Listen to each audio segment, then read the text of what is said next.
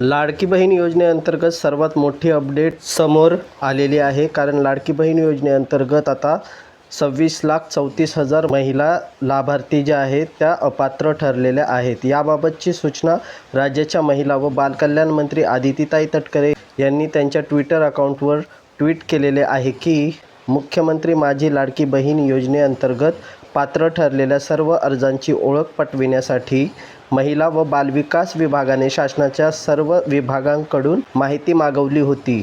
यानुसार माहिती व तंत्रज्ञान विभागाने सुमारे 26,34,000 लाभार्थी अपात्र असताना देखील लाडकी बहीण योजनेचा लाभ घेत असल्याची माहिती सादर केली आहे. यात काही लाभार्थी एकापेक्षा जास्त योजनांचा लाभ घेत असल्याचे, काही कुटुंबामध्ये 2पेक्षा जास्त लाभार्थी असल्याचे, तर काही ठिकाणी पुरुषांनी अर्ज केल्याच्या बाबी निदर्शनास आल्या आहेत. तर लाडकी बहीण योजनेअंतर्गतचा जो GR आहे त्यात स्पष्ट उल्लेख केलेला होता की लाडकी बहीण योजनेअंतर्गत जर लाभार्थी महिला इतर सरकारी योजनेचा लाभ घेत असतील तर अशा लाडक्या बहिणींना लाडकी बहीण योजनेचा लाभ घेता येणार नाही. सोबतच एका कुटुंबामध्ये फक्त 2च महिला ज्या आहेत लाडकी बहीण योजनेचा लाभ घेऊ शकतात. तर एकाच कुटुंबातील 3 किंवा 4 महिलांनी लाडकी बहीण योजनेचा लाभ घेतलेला आहे. काही पुरुषांनी सुद्धा लाडकी बहीण योजनेचे बनावट कागदपत्र सादर करून लाडकी बहीण योजनेचा लाभ घेतलेला निदर्शनास आले आहे. त्यानंतर या माहितीच्या आधारे जून 2025 पासून या 26,34,000 अर्जदारांचा लाभ तात्पुरता स्वरूपात स्थगित करण्यात आला आहे.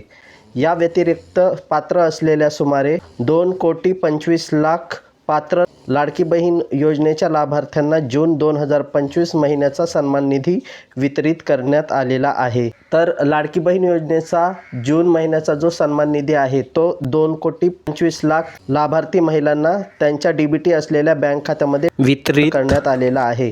तर आता ज्या महिलांना लाडकी बहीण योजनेचा जून महिन्याचा हप्ता त्यांच्या बँक खात्यामध्ये जमा झालेला नाही तर अशा लाडक्या बहिणी ज्या आहेत त्या अपात्र झालेल्या आहेत. नंतर तात्पुरत्या स्वरूपात लाभ स्थगित केलेल्या 26,34,000 लाभार्थ्यांच्या माहितीची संबंधित जिल्हाधिकाऱ्यांकडून शहानिशा करून त्यापैकी जे लाभार्थी पात्र ठरतील त्यांचा लाभ शासनातर्फे पुन्हा सुरू करण्यात येईल. तर लाडकी बहीण योजनेअंतर्गत जून महिन्याचा हप्ता ज्या महिलांना आलेला नाही अशा 26,34,000 महिलांच्या कागदपत्रांची कसून चौकशी करण्यात येणार आहे आणि त्यानंतर ज्या लाभार्थी महिला या योजनेसाठी पात्र असतील अशा लाभार्थी महिलांना लाडकी बहीण योजनेअंतर्गतचा जो हप्ता आहे तो सुरूच राहणार आहे. नंतर शासनाची दिशाभूल करून चुकीच्या पद्धतीने लाभ घेण्याच्या बनावट लाभार्थ्यांवर काय कारवाई करायची याबाबत माननीय मुख्यमंत्री श्री देवेंद्रजी फडणवीस साहेब, उपमुख्यमंत्री श्री एकनाथजी शिंदे साहेब, उपमुख्यमंत्री श्री अजितदादा पवार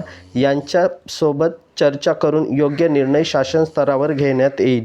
लाडकी बहीण योजनेअंतर्गत ज्या लाभार्थी महिलांनी चुकीच्या पद्धतीने लाभ घेतलेला आहे अथवा त्या महिला अपात्र असून देखील अशा महिलांनी लाभ घेतलेला आहे, म्हणजेच ज्या महिलांना अगोदरच सरकारी योजनेचा लाभ सुरू होता किंवा एकाच कुटुंबातील 2पेक्षा जास्त महिलांनी लाभ घेत असलेल्या महिला, सोबतच काही पुरुषांनी देखील लाडकी बहीण योजनेचा लाभ घेतलेला दिसून आलेला आहे. तर अशा बनावट लाभार्थ्यावर आता काय कारवाई करायची आहे त्याबद्दल माननीय मुख्यमंत्री श्री देवेंद्रजी फडणवीस व उपमुख्यमंत्री एकनाथ शिंदे साहेब व उपमुख्यमंत्री अजितदादा पवार यांच्यासोबत चर्चा करून शासन स्तरावर निर्णय घेण्यात येणार आहे. तर अशा पद्धतीने लाडकी बहीण योजनेअंतर्गत आता 26,34,000 ज्या लाडक्या बहिणी आहेत त्यांना योजनेतून वगळण्यात आलेला आहे. अशा महिलांना आता जून महिन्याचा हप्ता त्यांच्या DBT असलेल्या बँक खात्यामध्ये जमा करण्यात आलेला नाही.